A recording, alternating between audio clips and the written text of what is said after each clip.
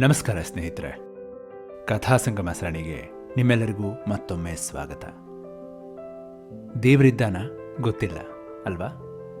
ದೇವರಿದ್ದಾನೆ ಅಂತ ಕೆಲವರು ಹೇಳ್ತಾರೆ, ದೇವರಿಲ್ಲ ಅಂತ ಕೂಡ ಹೇಳ್ತಾರೆ.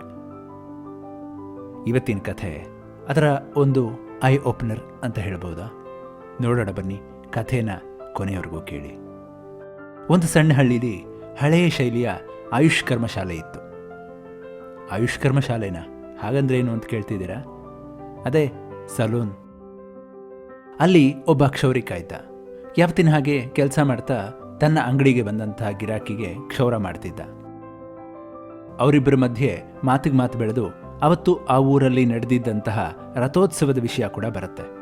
ಕ್ಷೌರಿಕ ಗಿರಾಕಿ ಹತ್ರ ತೀಕ್ಷ್ಣವಾಗಿ ಹೇಳ್ತಾನೆ, ಇಷ್ಟಕ್ಕೂ ದೇವರು ಅನ್ನೋನೆಲ್ಲಿದ್ದಾನೆ, ಇಷ್ಟೊಂದು ಜನ ತಮ್ಮ ಸಮಯವನ್ನ ಹಣವನ್ನ ವ್ಯರ್ಥ ಮಾಡ್ತಾರಲ್ಲ ಅಂತ. ಗಿರಾಕಿ ಏನೂ ಮಾತಾಡ್ತೀರಾ ಮೌನವಾಗಿ ಕೇಳಿಸ್ಕೋತಾನೆ.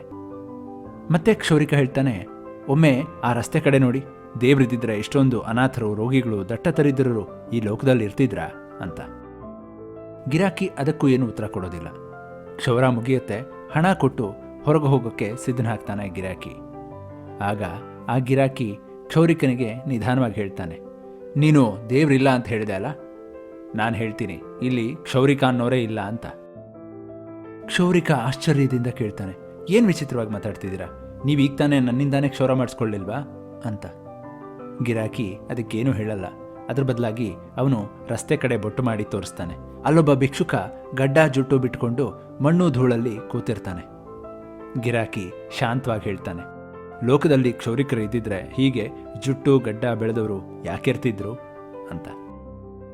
ಕ್ಷೌರಿಕ ತಕ್ಷಣ ಉತ್ತರಿಸ್ತಾನೆ, ಅವನ ಹತ್ರ ಹಣ ಇರಲಿಲ್ಲ, ಅದಕ್ಕೆ ಇಲ್ಲಿ ಬರಲಿಲ್ಲ, ಬಂದಿದ್ರೆ ನಾನೇನು ಕ್ಷೌರ ಮಾಡ್ತಿರ್ಲಿಲ್ವಾ ಅಂತ.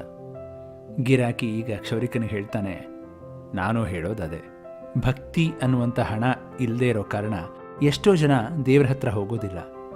ಭಕ್ತಿಯ ಕೊರತೆಯಿಂದ ಬದುಕಿನ ಸಮಸ್ಯೆಗಳು ಅವರನ್ನೆಲ್ಲ ರಸ್ತೆಗೆ ತಂದು ನಿಲ್ಲಿಸುತ್ತೆ.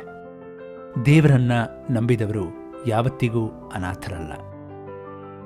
ಆ ಕ್ಷಣ ಕ್ಷೌರಿಕನ ಕಣ್ಣುಗಳಲ್ಲಿ ಉತ್ತರ ಕಾಣಿಸುತ್ತೆ. ದೇವರು ಇಲ್ಲ ಅನ್ನೋದು ಸುಲಭ, ಆದರೆ ದೇವರ ಹತ್ರ ಹೋಗೋದು ಭಕ್ತಿಯಿಂದ ಮಾತ್ರ ಸಾಧ್ಯ. ನಾವು ದೇವರನ್ನ ಹುಡುಕ್ತಾ ಇಲ್ಲ ಅಂದರೆ ದೇವರು ನಮ್ಮ ಜೀವನದಲ್ಲಿ ಕಾಣಿಸೋದಿಲ್ಲ. ಭಕ್ತಿ ಇದ್ದರೆ ದಾರಿ ಕಾಣುತ್ತೆ, ನಂಬಿಕೆ ಇದ್ದರೆ ದೇವರು ನಮ್ಮೊಳಗೆ ಬದುಕ್ತಾನೆ. ಹೇಗಿತ್ತು ಈ ಕಥೆ? ಇಷ್ಟ ಆಗಿದ್ರೆ ಲೈಕ್ ಮಾಡಿ, ಕಾಮೆಂಟ್ ಮಾಡಿ, ಇನ್ನೂ ಹೆಚ್ಚಿನ ಜನಕ್ಕೆ ಶೇರ್ ಮಾಡಿ. ಇದೆಲ್ಲದಕ್ಕಿಂತ ಮುಖ್ಯವಾಗಿ ನನ್ನ ಚಾನೆಲ್ನ ಸಬ್ಸ್ಕ್ರೈಬ್ ಮಾಡಿ. ಮುಂದಿನ ಕಥಾ ಸಂಗಮದ ಕಥೆಯೊಂದಿಗೆ ಮತ್ತೆ ಭೇಟಿಯಾಗೋಣ. ಅಲ್ಲಿವರೆಗೂ ಎಲ್ಲರಿಗೂ ನಮಸ್ಕಾರ.